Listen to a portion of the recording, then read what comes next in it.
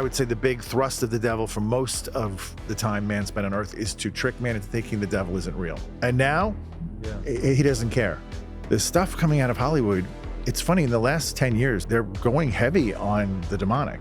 It's just, it was The Exorcist, 40 years ago? And then now suddenly it's just constant. He is not afraid to show his face anymore, which means we're in a new time. This is a new era where he's really putting himself out there. We don't have a conversation. There's 2 questions I can ask. What is your name, and when are you leaving this victim? What appointed date has God given you to get out? Under duress of Jesus's justice and wrath, they usually are compelled to tell you, but you can't trust them because they lie. So we don't really dialogue with them. When they just go off on their own, they're cursing, they're blaspheming, they're calling me names. The victim usually is trying to spit on me. Think of the worst of humanity, that's how they behave. Think of the worst of humanity, that's how they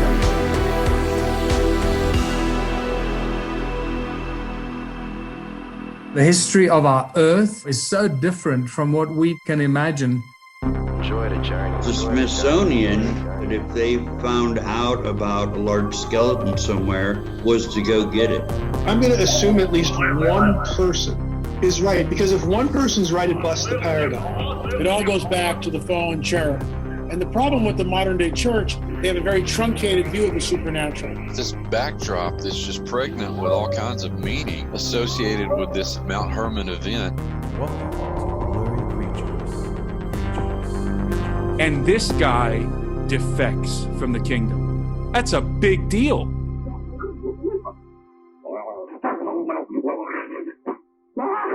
Welcome back to Blurry Creatures. We've got Father Dan Reehil on the show today, exorcist for the Diocese of Nashville. And we've had a couple episodes with exorcists and, from both sides, the Catholic and the Protestants. But we've also had, the Exorcist Files, a couple of episodes with those guys as well, and Ryan Bethea and Father Martins. But, these are interesting, these conversations, these podcasts, because you're talking to somebody who's boots on the ground, actually in people's houses, and got a little more insight into what that looks like. Yeah, it's great. Dan's local, right? We live in the Nashville area, and this is our, if we will, our local exorcist to kind of get to local flavor. Yeah, and these guys it's fascinating, right? Not being Catholic, you and I, like there's such a tradition in the Catholic Church for exorcisms, and they have, a couple thousand years of data and writings and process and methodology they use. There is a school. You go to a school apparently, and you learn. And you learn what not to do as well what to do. So we're going to ask some of those fun questions. And Dan's super gracious to join us. He pastors a church not too far from where we are here in Nashville. And this is a fascinating discussion, on the Catholic Church, its views on demons and possessions, and then just getting into, what's happening today. I think this is an interesting conversation around, a process and methodology of a couple thousand years. But what does it look like today? How is the dark kingdom of darkness operating and infiltrating today? And what, how we think about that? And what does the Catholic Church think about that? And what does an exorcist think about that? And what can he tell us about his experiences? And this is just, I love these kinds of episodes because they get you and I out of our box as well. Being raised in non-denominational churches for the most part, in Northern California, getting exposed to the tradition of exorcism in the Catholic Church, and to a guy who's personable and honest and just forthcoming about his own story. It's this is a fun one with Father Dan. Yeah, it's heavy at times. We cracked a few jokes, but also get out of our blurry space. Sometimes there's differing opinions about all the weird stuff that happens in our spaces too, and sometimes it's easy to kind of just have the same conversation over, but this is a little bit different. But thank you for sponsoring the show. If you want to become a member, blurrycreatures.com/members. We just moved over to Supercast. You guys can join up. We got a lot of new things for members only, and extra episodes, ad-free episodes, tickets, and channels. So head over there, help sponsor the show. Let's get Dan on this one. Thank you.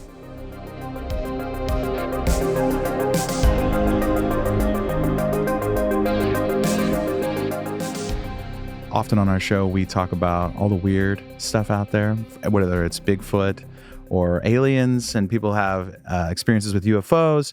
We talk a lot about demons and possession, and mostly a lot of people come on the show and tell us their experiences about supernatural, paranormal, things like that. But early on in the show, we kind of took it more into the theology, and our show kind of became something completely different than when we started. We started talking about Bigfoot, and we're going to ask you your thoughts on Bigfoot. That's our first question, but welcome to the show, Father Dan Reehil. Thanks for coming on. You were just recently on Sean Ryan's show, and here in Nashville. So it's cool to have you in studio today. Thank you for coming on. And tell us a little about yourself and then your thoughts on Bigfoot. I am a pastor of a church in Columbia, which is about 40 miles south of here. I'm the exorcist for the Diocese of Nashville. I'm a dean over 18 of those parishes, sort of like a stepping stone between them and the bishop. I'm national director of Radio Maria USA. I have a daily radio show at 9 in the morning. Yeah. That dumps into a podcast, and it all keeps me pretty busy. Oh, I bet. Yeah. Yeah, you get up early. I do. You get up at what, 4 o'clock in the morning? 4:20. Oh, wow. Wow. And I have a puppy now, so Oh, you're a busy guy. it's it adds so much time to your day when you have to take the dog out. Yeah, and to take care of to something. feed the dog. And Yeah. yeah. Thoughts on Bigfoot? That's Yeah. where we're going to start, and then I want to get into your story. Yeah. Yeah. You don't have to have We any don't have to have it. thoughts. We've had everyone from theologians. We asked Father Martins when he was on from the Exorcist Files what his thoughts were. So everybody gets the question. He's down in Columbia, I've heard. Bigfoot. Oh, yeah. Oh, well, everything's in Columbia. A lot of mules. Yes. Yes. It's the Tuscany of Tennessee. Oh, it's there we beautiful. go. That's a ringing endorsement. I love it. Personally, Bigfoot looks to be a cross between an animal and a man. So for me, I rule that out because I don't think the original Adam and Eve were furry creatures that evolved into us. I feel like the humans have always been humans, and that's the way God made them. And Yeah. so for me, I'm out. Well, yeah, I mean, it could be its own thing. It could be like maybe it has nothing to do with humans at all. That's what I wonder. Just a weird animal. That Just a weird survived creature. Or an abomination of some kind, maybe. I don't know. I don't know why he hasn't been caught yet. I mean, That's the mystery. everybody has a cell phone now. Yeah. We have a heat-seeking radar and all this stuff. Why can't we find him? That's the question, Dan. That's why we're here. Oh, I think he has been found. That's what we get into. We get into the data and the evidence. We talk a lot about these things. And we talk a lot like the ancient giants, for example, like which we think is partially related to the history of the demons, which, where do they come from? What's their origin story? And I think we kind of hit the ground running. I know probably a lot of shows you go on, it's a lot of introducing people to some of these ideas, but we're like way down the road in the weird stuff. What's your story of becoming how do you become an an exorcist? exorcist? Yeah, How does that happen? Exorcists are chosen by the bishop. Okay. And that's it. And usually if you want to be the exorcist, you'll never be the exorcist. Because there's guys like, oh, I want to do this. And They I'm do. like, They want to do it? Yeah. They think they do. But it's actually usually an older priest. When I started doing this, I was only ordained a few years, but I had been doing it prior in religious life. I was one of the assistants to the exorcist, so it made sense. They send you to Rome, you get trained on everything possible. How long does that take? It should take 3 months. I went through a very fast process of only a few weeks, and then came back and was mentored up with the exorcist of Indianapolis, who'd been doing it about 15 years. And we would go on cases together, and you'd kind of learn from watching. That's really where you learn, is from doing it with another exorcist. Yeah. You can learn everything you want, but the first time you're alone and you're doing it just you, you're second guessing everything. Like, I don't know, is this working? And why is she doing that? Or why is that person doing this? Or why are they reacting like that? Why are they screaming at me? And you just keep going through the rite until you get to the end. And, you kind of, I have a team around me, so I'm looking for feedback on what did you notice when this was happening? When did the demon get irritated? Yeah. Were there any particular saints that set it off? Things like that. So when you go to Rome, I have a question about like the actual practice of exorcism. It's the church has been doing it for almost millennia, right? It's first century. So we're talking, the work of Jesus, of course, was, and the apostles. And the apostles was exorcism. Yeah. First off, how do you How do they train you? Are you going through is it like a history lesson plus like a clinical, if you will? Like you have this sort of... Yes, it's just like any other. If you're going to med school, you're going to learn about the body. Mm-hmm. You're going to learn about the circulatory. It's the same thing. So we have demonology. We have Satan in the scriptures. We had a class on Satan in the media. We had classes on practicums. We had case studies. We had other exorcists come in and tell us, this is what you never want to do. We learned, you learn from somebody's mistakes. Yeah. What do you not want to do? Well, the thing that stuck out to me most was never handle anything that's been vomited out of a possessed person because it's cursed. Really? So like they can vomit frogs or nails or all sorts of things. And if you might be like, well, let me see what that is, because it looks like, roofing nails, and you touch it and suddenly you're covered in boils. So they said first it has to be, you have to break the curse off of the items and then douse them with holy water, and then they can be touched. Now, my reaction is I'm not touching anything that's vomited. I'm calling for somebody else to come into the room and please clean that up. We just exorcise it. You can get rid of it now. Do they stay on the ground like after the exorcism, or they go away, or they look at frogs. Are those real frogs coming out? Or is it yes. Little baby frogs was the case that they showed us. They do. Yeah. It's so they can do that. They can't create, but they can make things. They can move things, and suddenly they start looking like they're appearing. They're not actually coming out of the person; it's coming out of their mouth. Really interesting. Yeah, there was no frogs in the lady. So they just tell you basics. It's like you're going to, everyone just watched Harry Potter. It's like Hogwarts. You're like, kind of, sort of. But you're like learning. Yes, but we're not. They're learning how to do these things. We're learning how to undo these things. Yeah, well, yeah, totally. Yeah. I mean, bad comparison given what you do, but that's just what I'm saying is like you're going to learn it. You have this specific, it's like college, basically. You're sitting down and are they taking you to exorcisms and teaching you hands-on, or is it just all in the classroom? Bringing in volunteers? No, they didn't. No, there's none of that because they are always done in private.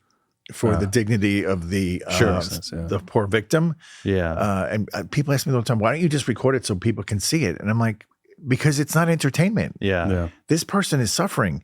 And let's pretend, you have this problem and then you get set free and we record it and we put it out there on YouTube and 5 million people watch it.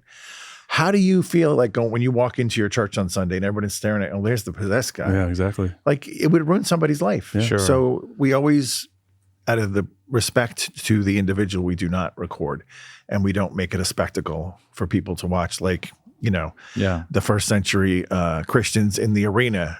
Let's go get dinner and watch the lions eat the Christians tonight. All right, Luke, is your fridge haunted?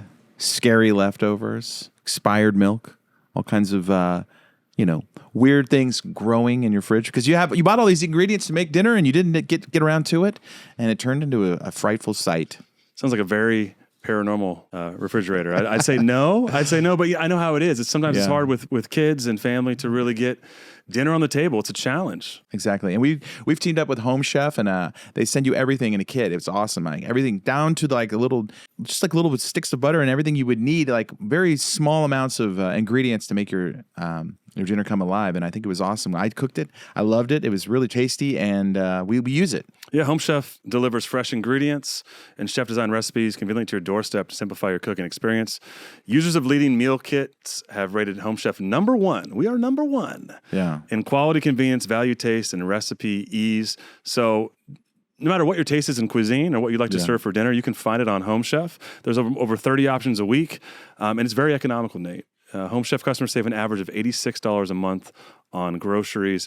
My most recent shipment, Farmer's Market veggie pasta, sweet and spicy peanut noodles, and Dijon and dill cream trout. Believe it or not, I love it. Made all 3, and I was on a Chinese kick, so I really love the sweet and spicy peanut noodles. That's right. If you're out there blurring hard and you're busy like we are, sometimes you need a little bit of help, and it's nice someone that comes to your doorstep. It's really easy to do it. And for a limited time, Home Chef is offering our listeners 50% off and free shipping for your first box, plus free dessert for life as long as you're an active member.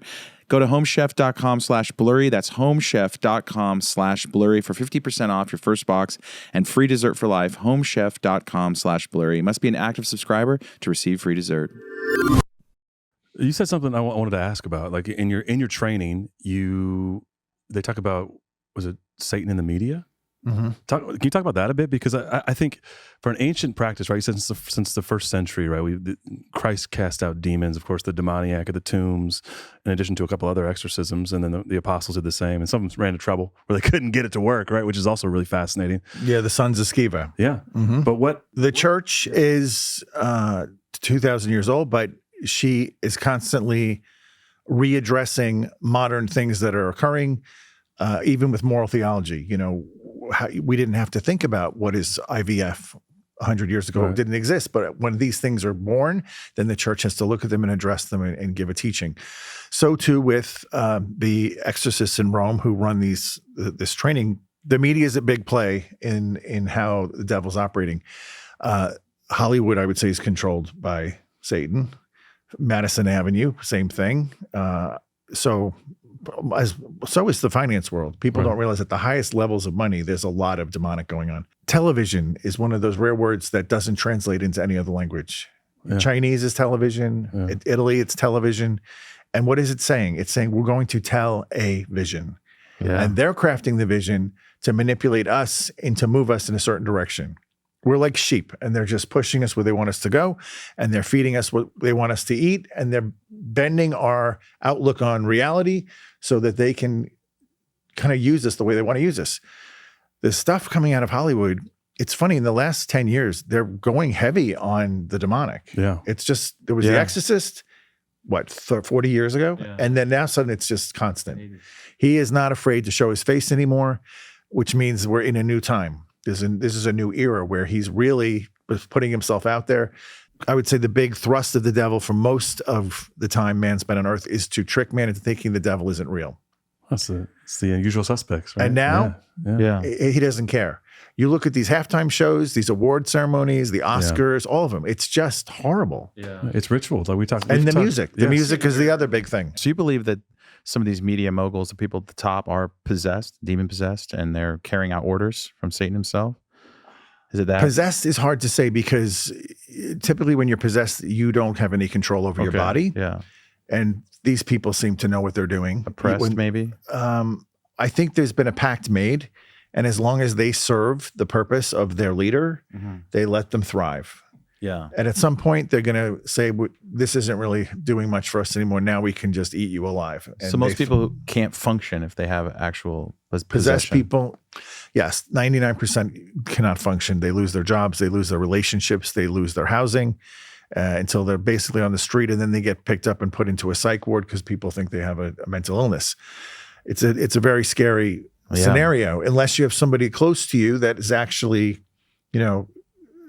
somebody that's knowledgeable about this sort of thing, and they can direct the person to get the help they need through the church.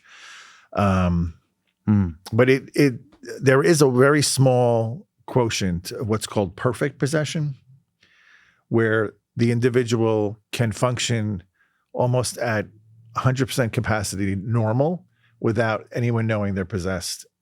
And that's for the purpose of infiltrating something they want. Have you dealt with an alcoholic almost? I've never had one. Okay. I've it sounds heard like of a them. functional alcoholic, though, right? Where you're like, this person is inebriated, but they are such a level of alcoholism that they function would appear to be normal, right? Like sort of, yeah. There was a nun back probably in the 18th century who wanted to have extreme power in the church. When she was a little girl, she wanted to be power. And she knew girls can't be priests. Well, I'm going to be a nun. And this demon came to her one day and said, do you want this? Is this something you want? And she said, I want it all. And they said, we're going to grant this to you, but then you owe us. And she became the prioress of a very big priory, a convent of nuns. She was seemingly doing well. Everybody thought, this was one of the best convents. They were growing. Sisters were joining. It was doing a lot of good work for the church. But she was secretly undermining everything below the radar. And then it got weird. And I believe she thought she got pregnant, and she said it was another immaculate conception. And she did grow a big belly. And when the day came for delivery, nothing came out. And then the church knew there's something very wrong. And they brought an exorcist in, and then the whole thing was revealed. The demon spilled his guts and said, no, we've had her for like 2 decades. She's ours. Do you think is this the same? Would you say this is like the same process we see back to entertainment and media, where people make that it's a quote, the Faustian deal. Like you have the deal with the devil, right? Where they get, whether it's an artist or a celebrity or a politician. Absolutely. Yes, it's like you can willingly make a deal, or you can unwillingly like get attacked by this thing, and then you're out of control, right? So it's like you walk in and you say, "I want," or something. The demons are very much like lawyers, so they know the law, they understand the way God's providence is set up, and they know how far they can go, and they know how far they can't go. And probably the best witness of how they operate in any movie ever made or documentary is Nefarious. Oh yeah, Nefarious that's the real way they are. They're very patient. They don't need to be jumping in at the first crack. They get you to consent to the first little thing, and then the next little thing, and all of a sudden you're saying, "Sure, come into me." Yeah. Because you think it's not real, because all this way you're fine. They're conditioned. Yes.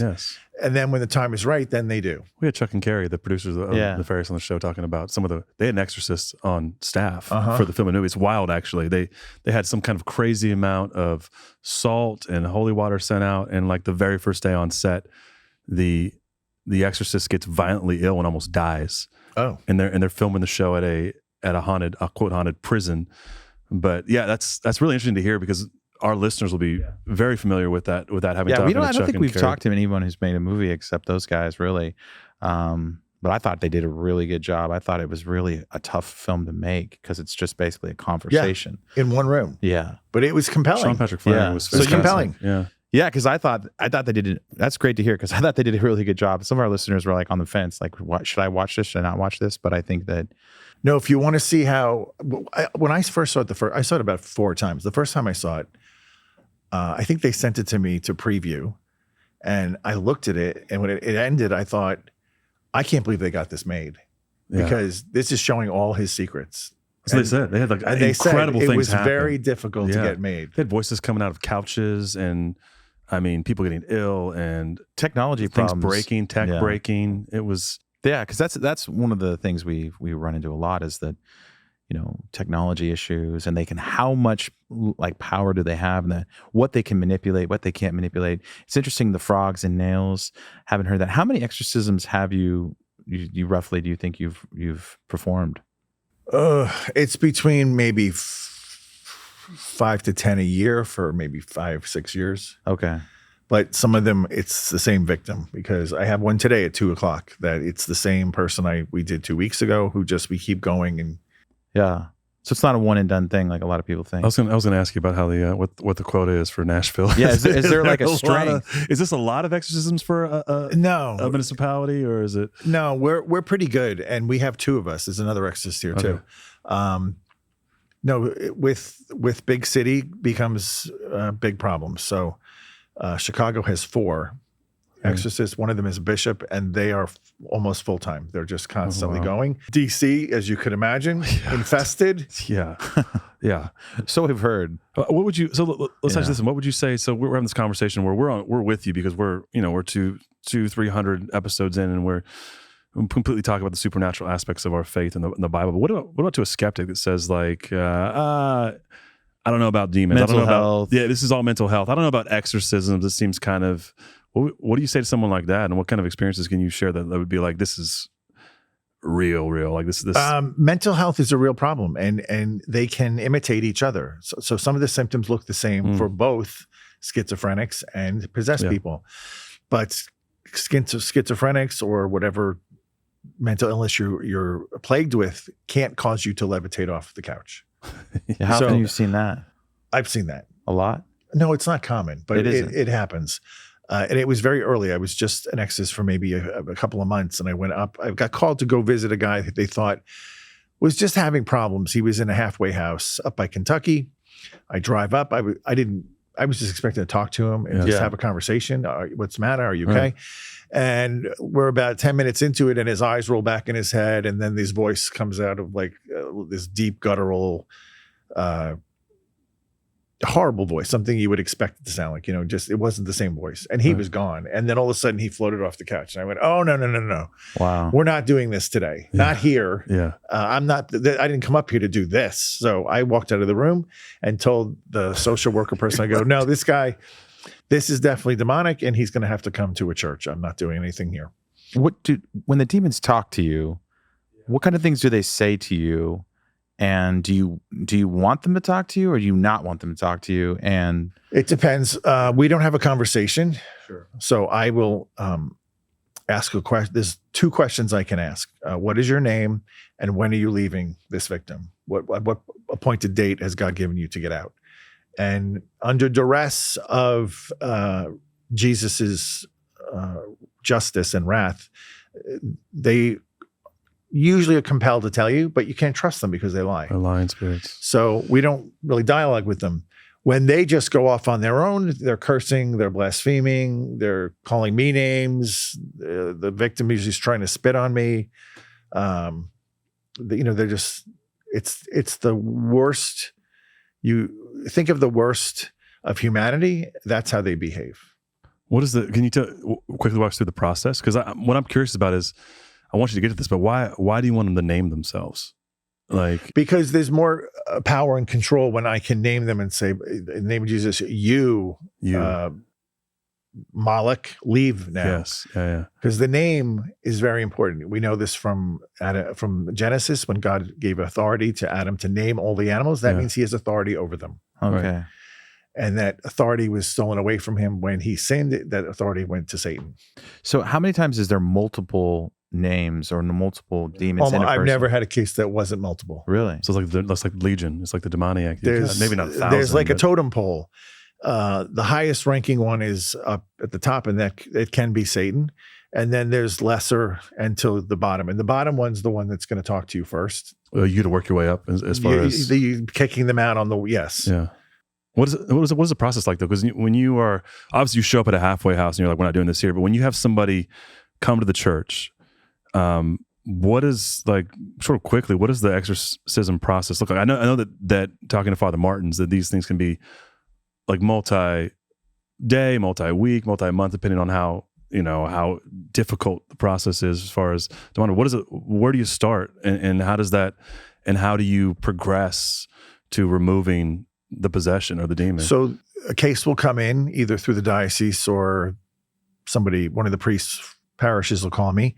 And the first thing I do is I will email a spiritual intake form to the victim and say, you or somebody in your family has to complete this for me so I can get an idea of how long it's been going on, what's going on, what are the ways that the demons are acting out, how are they afflicting you, what's your sexual history, what's your occult history, what's your physical health like, all these things. So I get a real good picture of who this guy is and when this started and anything leading up to it that was not normal. Uh-huh. Some people are like, well, it started after I had a sexual assault on me. And then it's like, well, okay, that seems to be what it was, but it wasn't actually a sexual assault. It was the fear. And then maybe they were angry at God and they cursed God because how could you let this happen to me? There's so many factors you look at. I then put them on kind of a prayer protocol. If they're Catholic, they have to go to confession and renounce any of these spirits that they know are bothering them. And then they have to start praying. And then we put order into their life. So I want you to do this, because at this point, they're usually not working. They're just home all day and they're just staring at the walls, watching TV, whatever. No. We're going to have order because God is a God of order. The demons are disordered. It's chaos. Yes. And so when they start putting order back in their life, very often when I walk in somebody's home I always have a person with me, I can tell in 10 seconds how bad this is going to be. Because if the home is a mess and there's flies everywhere and there's cockroaches and the dirty dishes are like literally on the couch and there's feces on the floor from animals, I'm like, okay, this is beyond. And back to the school. One of the things they teach you in school is you never sit down anywhere in one of those homes that's not a solid foundation. Like bolted to the ground? No, like wood, steel chairs, nothing with upholstery or cushions, because it's usually going to be filled with bodily fluids, because there's all sorts of weird things that goes on. They give you some boots. Not supernatural. Like right. You don't want to, I had one where I went with the other exorcist. We walked in the living room and we were both sticking to the the urine in the carpet from the pets. And I went like, you know what? There's a lot that's going to have to happen before we begin this. And one is you're going to have to put this in order, like get a cleaning company to come in if you can't do it yourself, but you have to, this can't go on because we can do our part, but this has to be fixed. So the other side of the coin of deliverance is healing. Right. There's almost always something that needs to be healed before the demons leave because they come in through these wounds, basically. It's like the doorway. Yeah. What is the strangest like way somebody could become possessed? Like something you wouldn't think. Okay, so for me, the most odd thing that happened was a guy named John who was trying to open his third eye by watching a YouTube video. Jeez. Now, you think YouTube, how could that hurt somebody? Well, it wasn't the YouTube, it was the demon that was coming through the YouTube video, and he felt it go in him, and that was the beginning. That guy was years. Really? We worked with him for years, and then he finally got arrested and thrown in prison, so I couldn't even see him anymore. But that was the worst case. So you go to putting things in order, and then once the things are ordered, then is that when the right process or the process of exorcism begins? Between the prayer protocol and the order, more than half the cases just naturally diminish and end because they have put their life back in order. They've established a relationship with God, and they've gone back to the sacraments, and they're praying, and they've renounced all these things, and that has closed it down, and they're good. For the people who don't get better, if they're Catholic, we continue with sacraments, with the Eucharist. The problem in Tennessee is most are not Catholic. Right. So I can't use any of those tools, and that's the best tool. So then we go to praying. I ask them to renounce the spirits themselves if they're capable, and they can start doing that. And then the next phase is to start, if that still doesn't work, then come to meet with me, and I'll pray over you. Prayers of deliverance.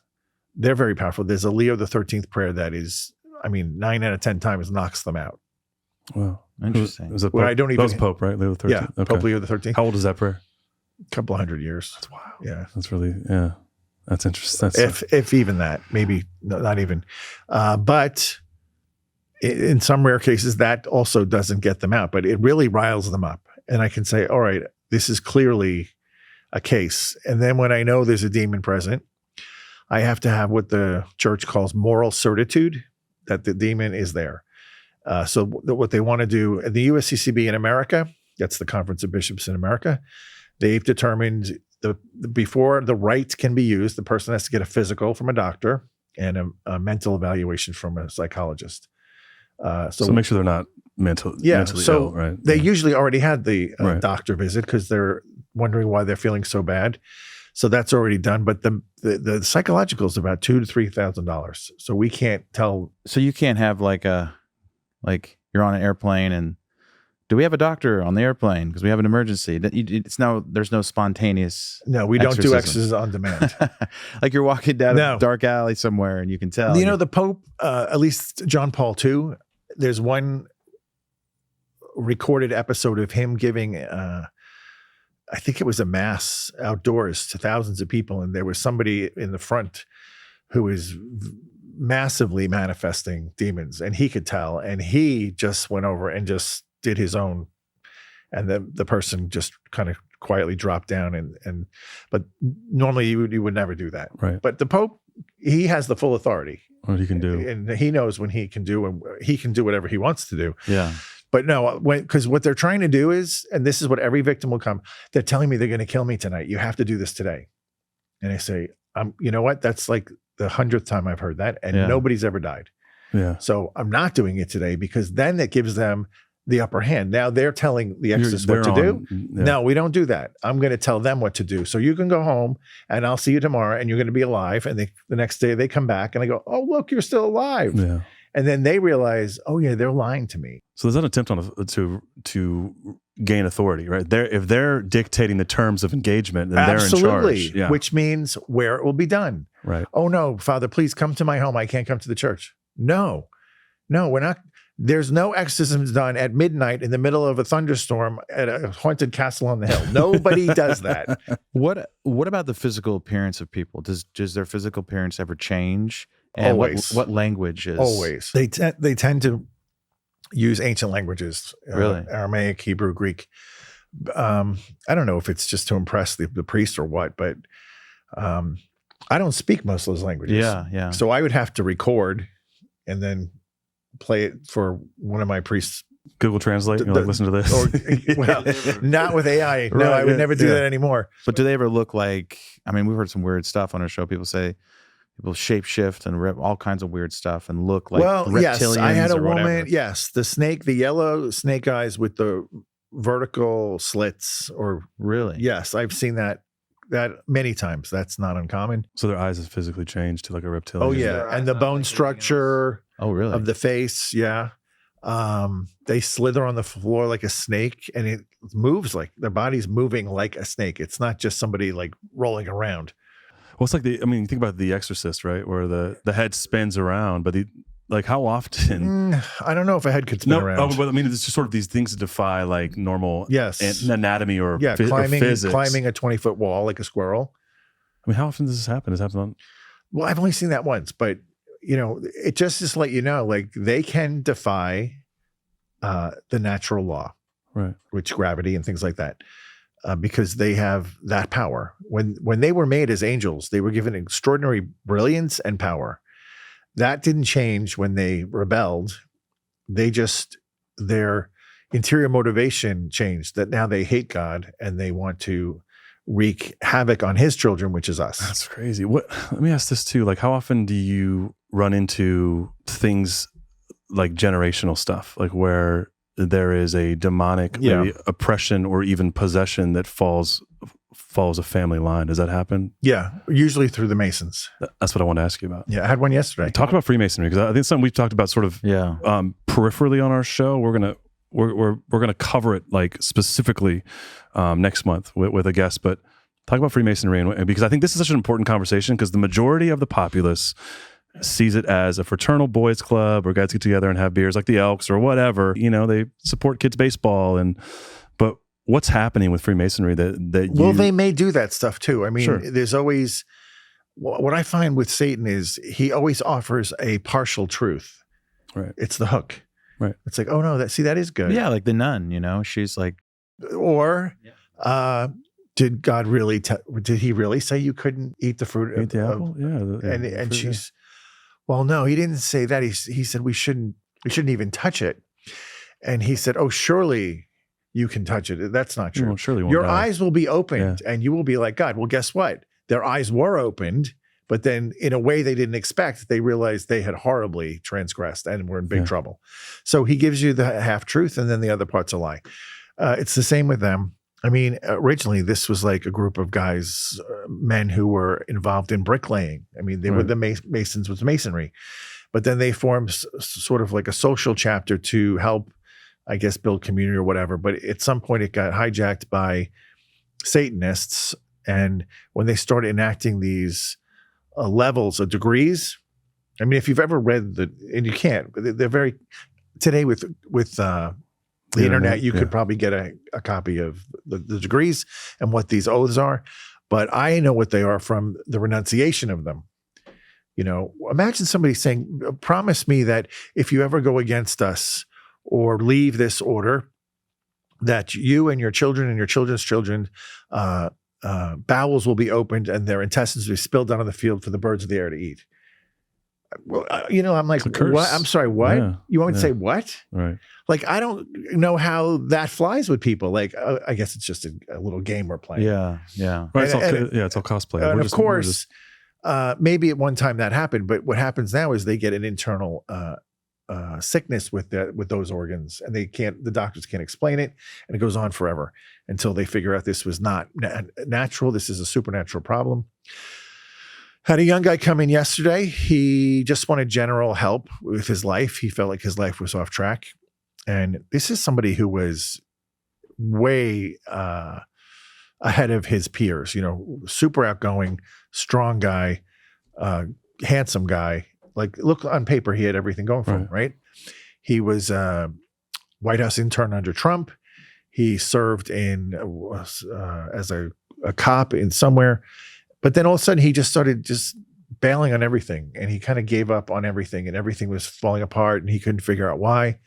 And he's like, I think I'm just lazy now. I don't know what to do. Everything's a failure. And I just looked at him, I go, sounds like a curse to me.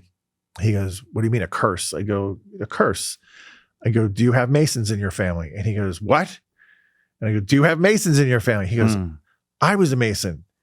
I go, well, we have some work to do then. Yeah. And he's like, no, do it. Let's do it right now. Whatever I have to do, let's do it. And we spent an hour renouncing and breaking all these curses through the prayers to do it. What is it the Masons, aside from like you swear an allegiance that causes has reversals a curse to your family down the line, what is it they're particularly doing that aligns with the occult and also opens a doorway for the demonic to oppress or possess? There's been several popes, throughout history who've been talking about this, and I have even said that you really can't be a Catholic and be a Mason. They go completely against each other, and I think there's even an automatic excommunication at one point for doing it. But at the higher levels, and this isn't just Masons. Like I mentioned, finance is the same way. If you look at the levels of finance, like in Switzerland and these Geneva at the banks that are doing banking for the banks, the world banks. So they're moving. Some people say that's where the throne of Satan is, but that's a whole nother rabbit hole. Listen, it wouldn't surprise me because that when you're dealing with that much money and influence, it's always influence, and money has influence. Then that's where he's going to put his eggs in that basket. Because why would I pick on this idiot over here who has no influence? No, if I can bend 10 million people to do my will through this guy, I'm going to go after this guy. And I've said this about many of these big pop stars,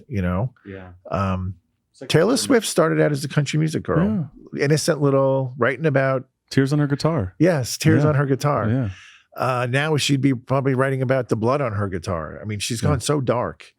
And she, I think, has 100 million followers.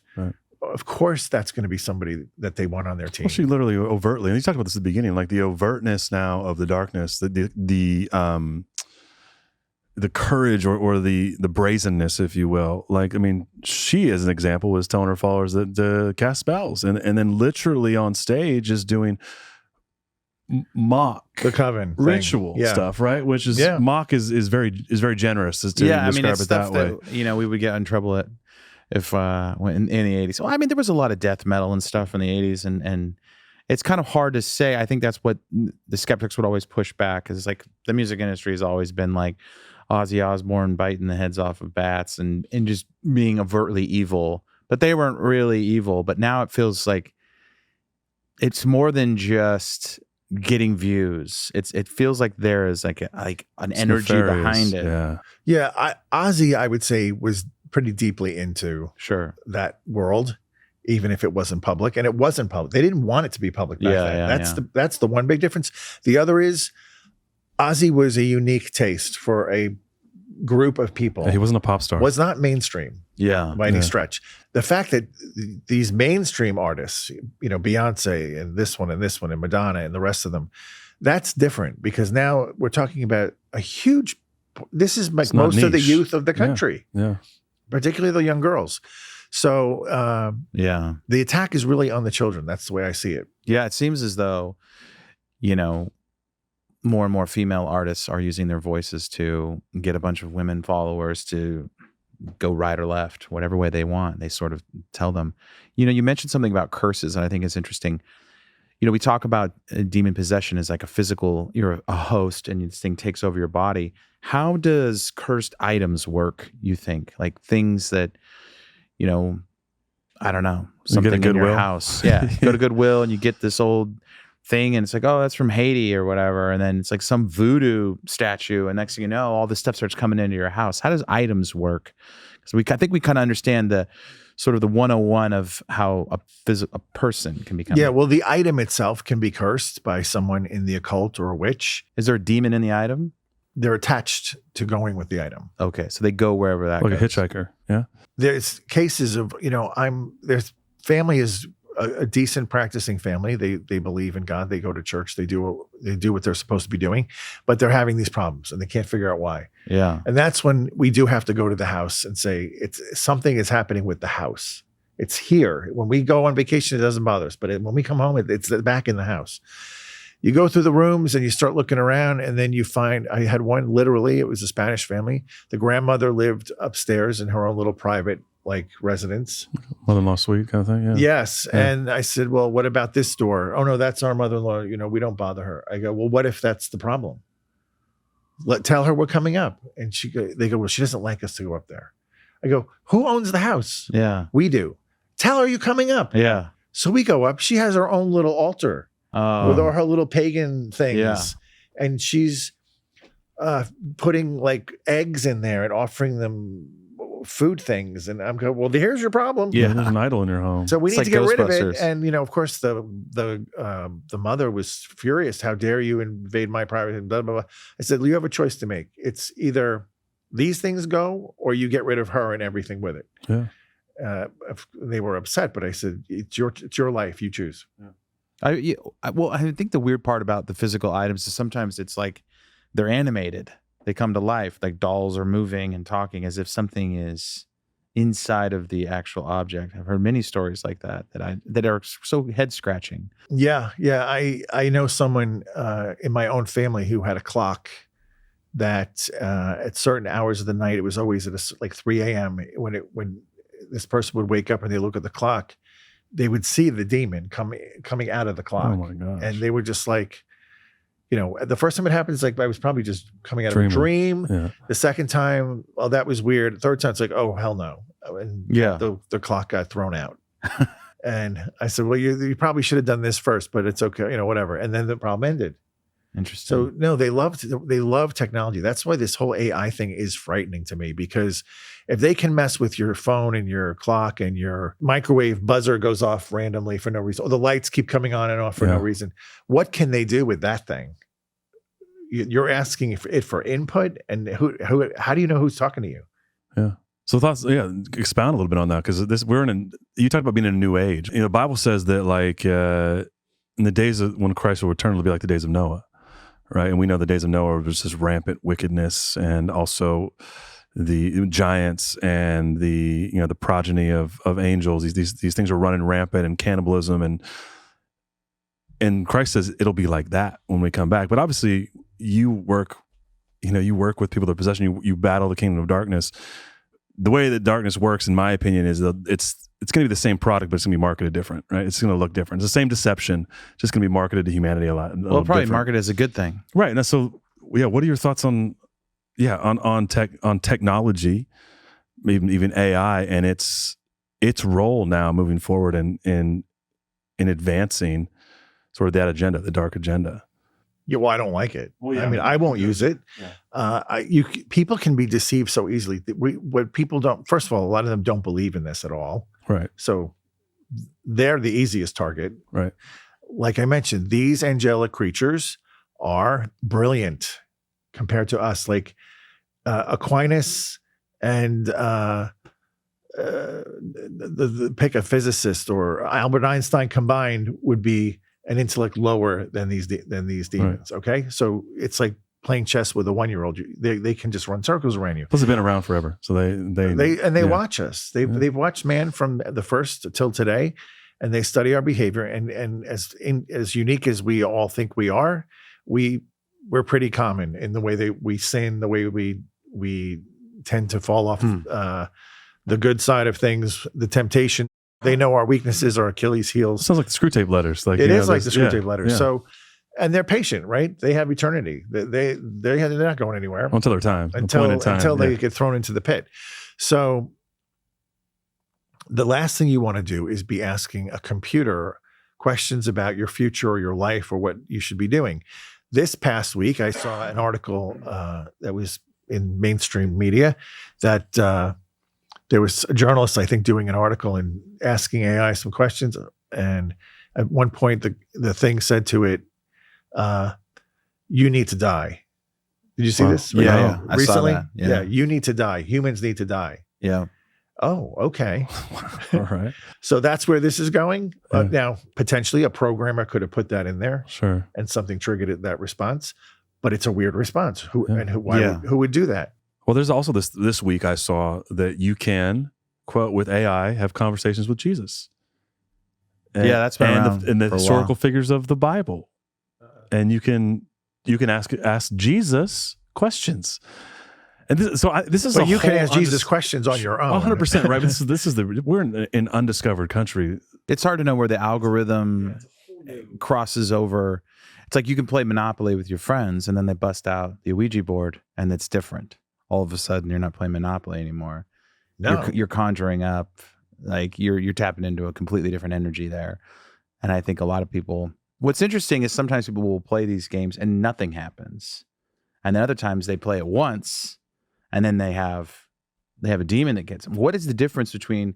Why does it feel like it's random sometimes? Like because we're very unique. We are unique in who we are. Yeah. Because right here in this room, we're 3 white males, but your upbringing, your experiences, your thoughts, your formation, your everyday experience are you married? Yeah. You have kids? Yeah. So all of that's factoring who you are. Right. Versus me versus you. Yeah. So we can have a vastly different pool of formation items that Like made nature us, versus nurture. Our nurtures are all different. Yes. Yes. Yeah. And then the angels are very unique. Aquinas says every angel is its own species. That's interesting. And that's like crazy, right? We're talking about. We talk about this all the time, Dan, with like the alien idea, right? That people have this and we talk about it in the angelic sense. Like there's this. I think we have this medieval binary view of heaven. It's like all angels are kind of the same. There's God and angels, right? But if we look around. What type of angels? This is what I go to. We look around here in our realm, and there's millions of different types of flora, fauna, of creation, right? And I think to your point, I like you said this, I feel like we don't really have this understanding that like if God is so infinitely creative with creating earth in our realm here, and there's this plethora of life, why do we think of heaven as so different and it's just angels look like this? And I think a lot of it is our it's like the Da Vinci Renaissance painting things that imprint this idea of what angels look like on our mind. But to your point, if they're all uniquely different, special, different. That's I mean, the angels don't have bodies. That's the other thing. So, and they can move because they're pure spirit. They can move instantly. So like imagine if there's an angel right here right now, and then suddenly God says, I need you in Tanzania right this second, go. In that very instant, they're there. They don't have to travel. They're just there. So this is so different than the way we process information, because we're only thinking through the lens of what we know here. Right. But they're not from here. Well, we're constrained by time as well, which is a whole nother, you can talk about quantums, there's a whole nother element of that constrains us within our The our better way of space. looking at an angel is they're really more defined by their mission. Okay, so some are messengers, some are adorers at the throne of God, some are watchers, watching, keeping lists. Yeah, because that's we don't get a lot in the Bible, right? We just get like angel means messenger, right? The terminology itself is not species specific. It's just right job. It's vocational specific, right? You're a messenger. You watch. What are some unexpected things you've learned doing this job? Like things you've learned or gleaned, or because these things sound ancient, they're old. If they know these languages, they've been around a while. I think not just in doing this, but in my time as a priest, I'm continually amazed by God's beneficence and he's so much greater than anything we can comprehend. And I think most people kind of put him in a box, like he's just this guy who maybe made all this stuff and then hangs out on his own on a cloud, and he's not really involved with what we're doing here. He is so involved. Yeah. He doesn't want to come in and strong arm us, because believe me, if he wanted to, it would be over. Right. Sure. But he wants us to choose him. So that's the whole reason we have this free will. To use it to choose the good. But of course, some people are choosing the bad. And that's the problem with the whole way it's working in this world, is some people choose. The demons don't have authority to kill us, but they can manipulate humans to kill other humans. Clearly Hitler would have been at a high. Well, they were doing rituals and they were channeling. That was one of my questions. Like they can't kill the host legally. No, they'd need God to say you can do that. He would not do that. Okay. But the host can kill themselves somehow. Yes. If they convince them that they're worthless and God doesn't care about them, then go ahead and kill yourself. So it has to be a manipulation. Because Always. They That's can't free will. physically Always. do it. Yeah. So you can tell those people in those times, like, they can't actually do that to you. Yeah. I had a kid who came in with his parents who got to the point of despair, and he was using drugs, and that's also you want to call it a gateway to demons. It can be, Right. because they manipulate. And I said to him, I go, are you happy? And he goes, yeah, I'm happy. I go, with your life, you're happy? Yeah. I go, well, why'd you want to kill yourself? Well, that was just probably just got some bad drugs. I go, really? So you're perfectly happy today, do you? Because I'm looking at you, you don't look happy. This is not a model of happiness, this face you have. It looks very sad. And it turns out he kind of eventually warmed up to me, and he said, what is very interesting, because I said, God is looking out for you, but he's waiting for you to come to him. He's always there with arms open, but he's not going to force you. If you choose God, your life is going to get better. You're going to develop a sense of peace, a joy, a happiness. You're going to like your life again. And he goes to me, well, what's pretty interesting? When I was about to kill myself, my girlfriend lives down the block, and she had some kind of a premonition, and he's not using like Christian terms. He's using like the worldly terms. And she came running down to his house, and she didn't even knock on the door. She busted open the door and ran straight up to his room. And when she opened the door is right when he was going to cut his wrist. Wow. Jeez. And then he looked at her and he put it down. And I said, and you don't think that was in some way God inspired to stop you? Yeah. And he goes, I don't know. And I go, it's pretty coincidental timing. Has that ever happened before? Has she ever busted in your house before? He goes, no. Yeah. She would ring the bell and wait for my parents. Do demons know when somebody with the Holy Spirit is in the room? Of course. Is it like an immediate reaction out of them, or do the It can. persons like squirm? And it can. When I go anywhere, I could be in Walmart and I'll notice how people are just repelled. If I'm coming down the aisle, I go, well, maybe they just don't like Catholics. Maybe, or maybe they have something that's uncomfortable because I'm coming towards them.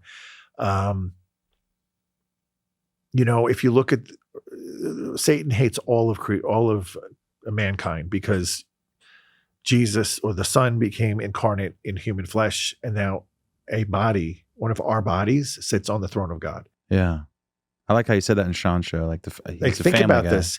He left heaven as a pure spirit and returned as a man. That's right. Well, it was Revelation, right? It's hey, Dad, I'm back. And look, I've got a body. And they hate that because he elevated humanity above the angels. Right. And they just couldn't stand that. And now when they've fallen, their mission is they're not just pure, they hate all of humans. But when you want to know who they really hate, go to Revelation 12. It says, now he went off to make war against the woman and her offspring, those who follow the commands of God and witness to Jesus Christ. Yeah. Okay. So even in our churches, there's a lot of people who are not following the commands. Yeah. In Catholic Church, look, we have politicians that are blatantly saying abortion is necessary and we need it. And we need marriage between two men. Yes. That's not the commands of God. And they're not witnessing to Jesus. They're witnessing to the enemy. Right. They're not concerned with them because they're in his back pocket. Right. It's for the ones who are actually living the life. Those people, you. Yeah. You have targets on your back. This is what I was going to ask you, but this is such a good segue.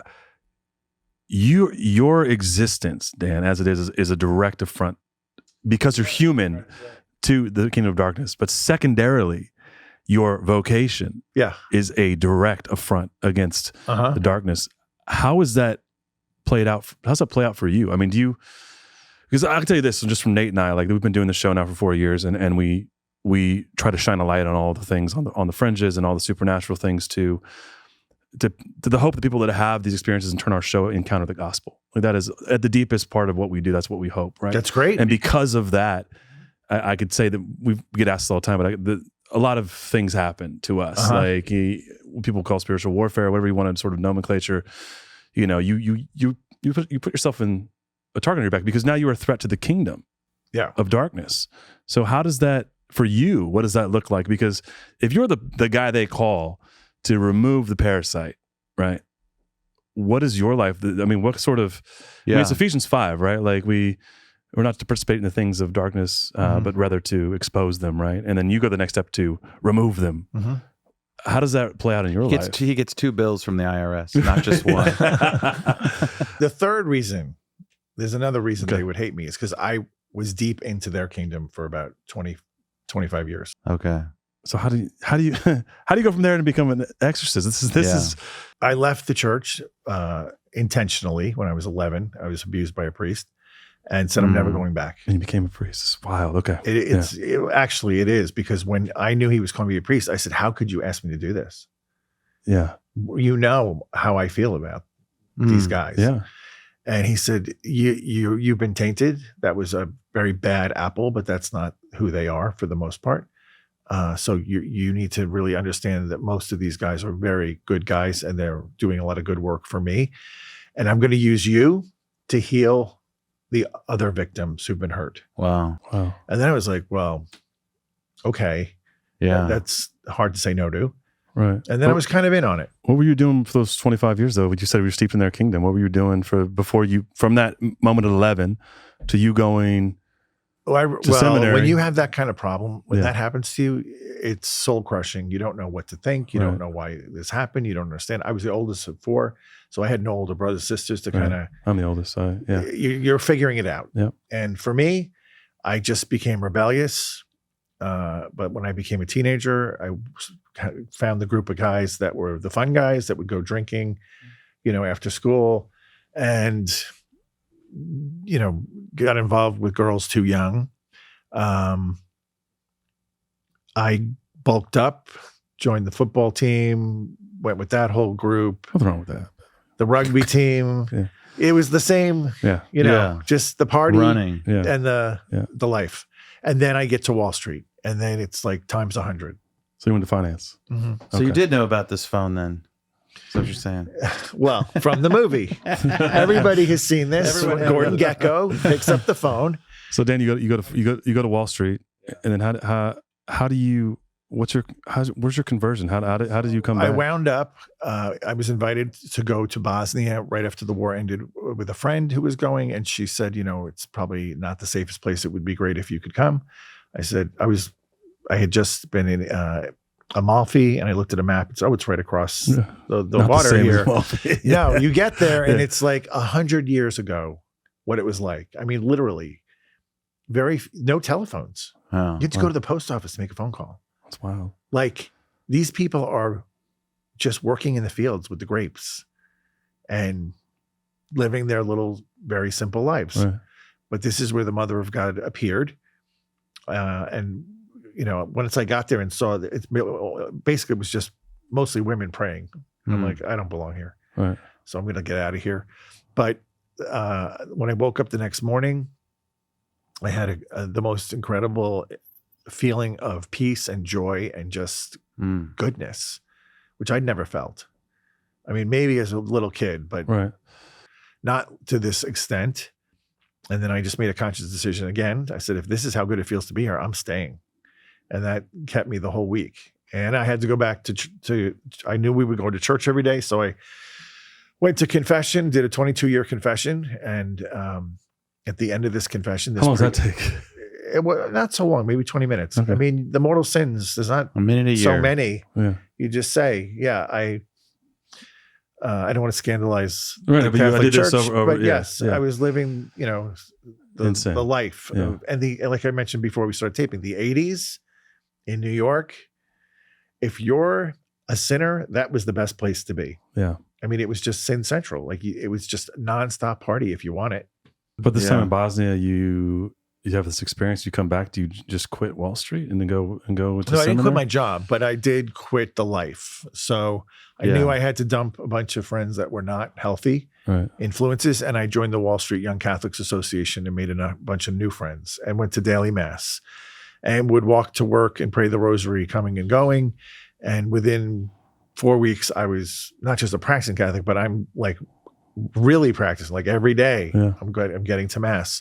And that's where it started, this path towards priesthood.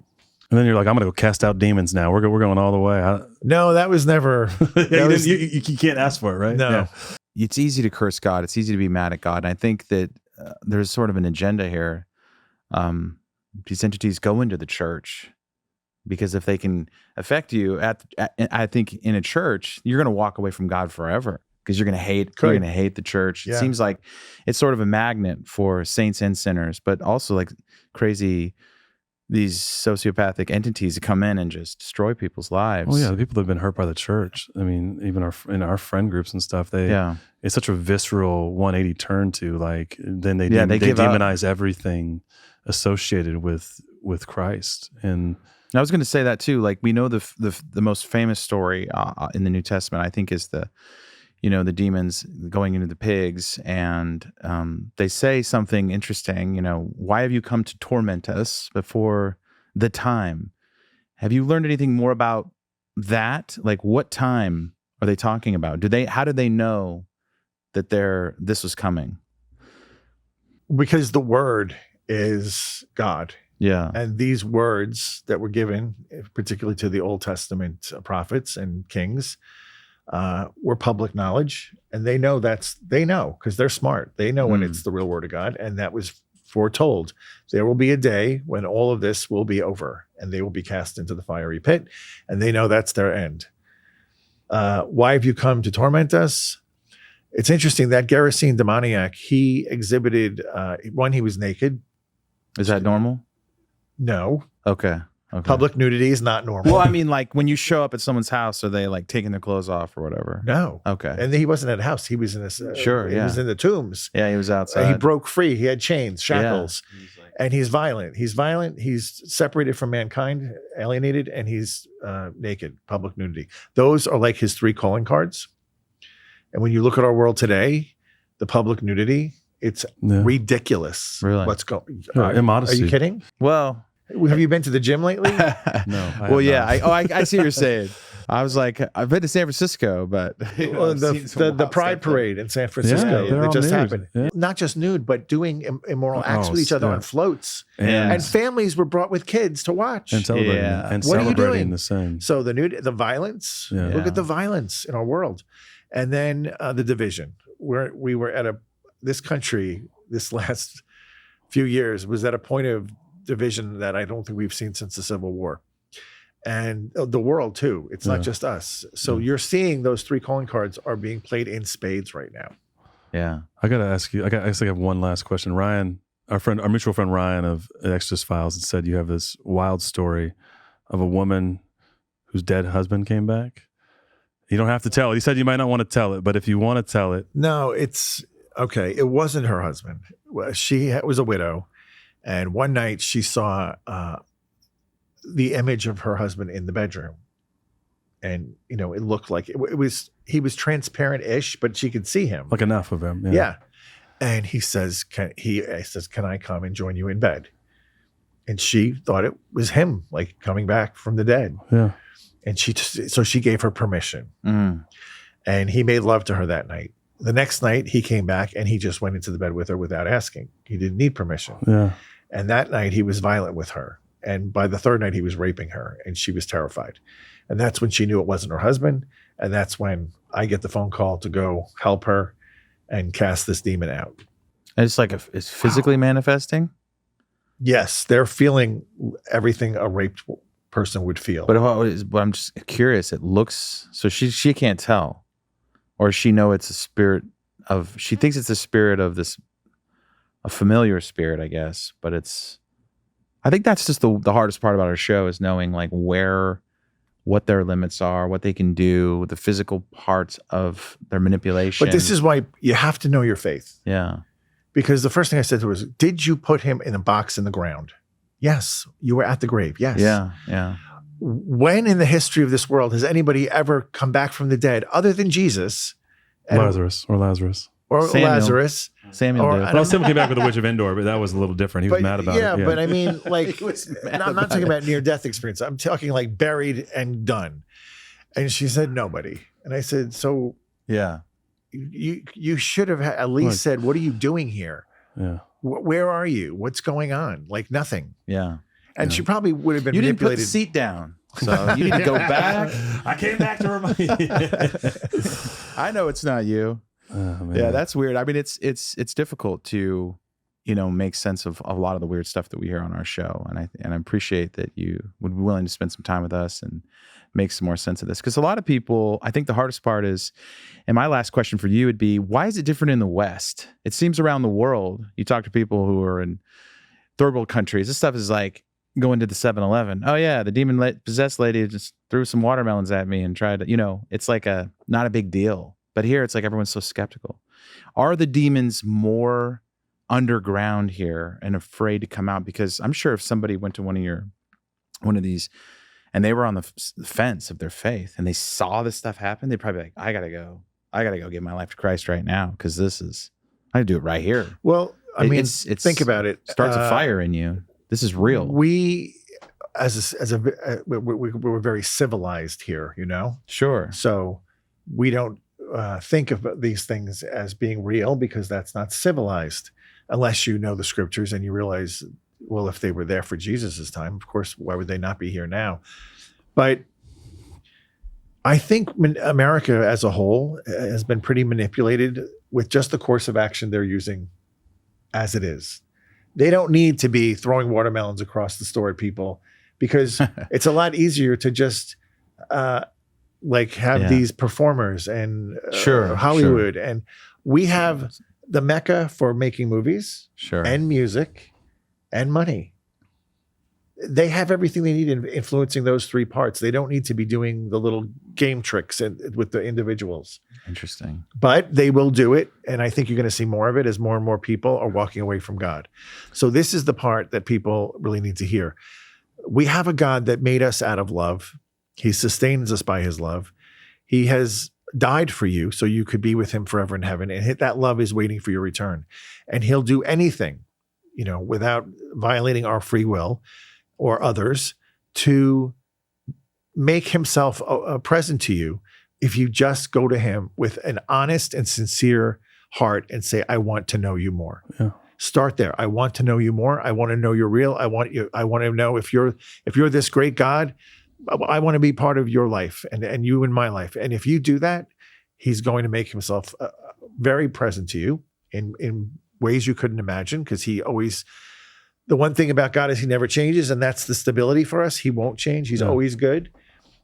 But the thing we can't get our minds around is you never know what he's going to do next. He's unpredictable in that way. Like, we think he should do this, and then he does that. Why? Because he's got a bigger purpose that we can't even understand yet, that he's working through. Right. And again, playing chess with like first graders, that's, he's 50 moves ahead. We can't see it. Right. Yeah. But if you just open your heart to him just once, let him come in, you will start seeing that this is a real God. I mean, I see miracles every week. I love that. And that's such a great way to live. Yeah. I wish everybody could. Yeah. But step one is go back to him, Yeah. That's the true definition of repentance. Like the prodigal son, he picked himself up and turned back and headed home to his father. Well, that's your story, and that's my story. And that's so powerful. It reminds me of the movie Signs, where it starts with a father and his wife gets in that car accident and she dies and he curses God and he hates him. He's like, we never pray in this house. I remember that scene where I'm not going to waste one more minute of my life praying. And then in this alien movie, right? But then God provides them a way to get out of that attack. And then the cross is back on the wall at the end of the film and he's back to doing his job. And he's a pastor again. And I think that's everyone's story. We have these moments where we want to curse God and we're so angry. We don't understand why life dealt us this hand or that hand, but I appreciate you being honest and vulnerable here and telling us part of your story. And it's got to be really hard to come back, and not want to curse God the rest of your life, because we're all kids and some horrible things can happen to certain people. But it is coming back, and it is the prodigal son story, and it was never God's intention. It was never him that was doing these things, and it's powerful. Thank you for sharing that with our listeners. And I know that I really like what you said on Sean Ryan's show, that God is a family guy. Yes. Yeah. Loves the family. Yeah.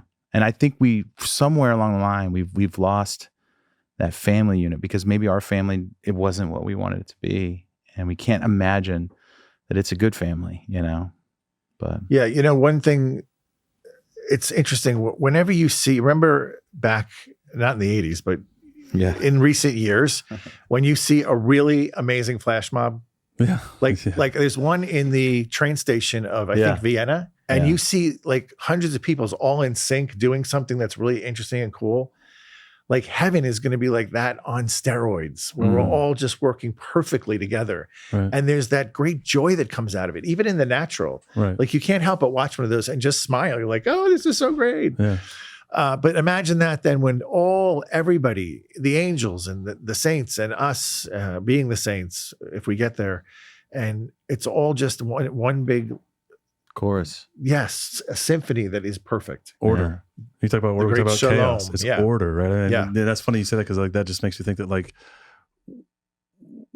C.S. Lewis said that we long for a place we've never been. Like I'm just paraphrasing, but like more or less that we know we're not created just for here, right? And I think one point you made that stuck with me as well is like this idea of chaos versus order. And to that point, like I think when we see order and synchronicity and these things that feel ordered, like we're drawn to that because that's what we're made for, right? Not for the chaos, but for the order.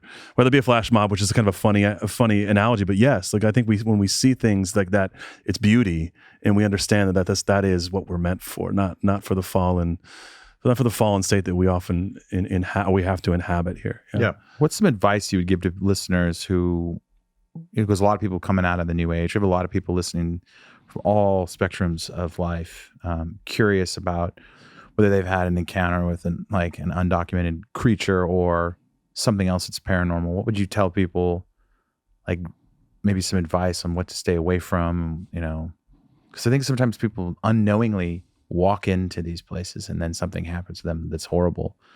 Yeah. So if you're trying to contact the dead, you're going to contact a demon, because the saints in heaven, they've got better things to do unless they're sent on a mission. The souls in purgatory are working out their own purification, waiting for our prayers. And the people in hell are not getting out. It's a locked jail. You're not getting out. So don't do that. As much as you miss your loved one, the closest you can be to your loved one is when you're in prayer. If you're at mass, if you're at a liturgy, that's where heaven and earth intersect at the mass. That's where you'll be able to send your love to them and offer them your prayers and all these things. The easiest and most direct way to get back to God is just fall on your knees, acknowledge your sinfulness. And if you're thinking, I don't have sins, then you've got bigger problems. Acknowledge your sinfulness. Tell God you're sorry and you want to start over. And you want to be better. And you want him to be part of your life this day forward, and then invite him in. I mean, it sounds so easy, but it is easy. The hard part is every day getting up and doing that again. Yeah. Because we can all go through these mountaintop experiences where it's like, oh, this is so easy. Like everything's clicking and going and I feel God. What happens when you don't feel his presence? So it's called a practice. Right? Mother Teresa had 50 years of not a single consolation. And it's what made her even stronger as a saint. There's been other saints like St. Gertrude of Helfta. She says in her biography, she only had 8 days in her life where she didn't experience the consolations of God. The complete other end of the spectrum. But they both became saints. Pick up your cross daily and follow me, is what he said. So that implies every day there'll be some sort of a cross, whether it's big or small. But, in the Catholic Church, we always teach that because we're part of the body of Christ and Jesus is the head, when we unite our crosses to his, he can convert them to grace to save souls. So the worse your cross, the more souls can be saved by uniting to his power. And imagine then if every moment of your life, if your good days are good, but your bad days are better because you're actually expanding the kingdom more, right? You never have a bad day again in your life. That's right. No bad days. And then that's right. And then you that changes your whole perspective on life. Yeah, it does. Like you're always okay. Because I don't look at a cross as this is some kind of curse God has given me. No, he's promoting me in his army and giving me more authority. Yeah. Tell our listeners where they can check out your I know you did a podcast, radio show. Of course, if you're local to the area like we are, you pastor a church in Columbia. So give everybody the Battle Ready with Father Dan Reehil is on Radio Maria.us. And then there's an app, Radio Maria Play, which is free, which you can get 24-hour broadcasts of everything. There's wonderful priests on there. There's the masses every day. There's the Rosary, Divine Mercy Chaplet, apologetics, even some wonderful. There's a wonderful woman named Jenny Gwynn from Brentwood who has a program about living the life of a Catholic mom for the ladies out there. So and then it dumps into wherever you find your podcasts. Awesome. Yeah. Well, hopefully, I don't have any stories about going into 80s basements and having just a weird time trying now to you do. Yeah. Now you do. We Yeah. appreciate you having, coming to our Thank you. wild you. basement. And I know you probably like, what did I get myself into today? But no, this was really good. I enjoyed it. Okay. I enjoyed it. Thank Appreciate you it, man. so Thank much. you. And thanks for making the drive. And thank you. Thanks for your time. I'm happy Yeah. to do it. All right. Yeah. Check them out. Check out the podcast. Thank you guys for listening, and appreciate All you. right. Thank you, for coming in. gentlemen. Thanks. Thanks, Dan.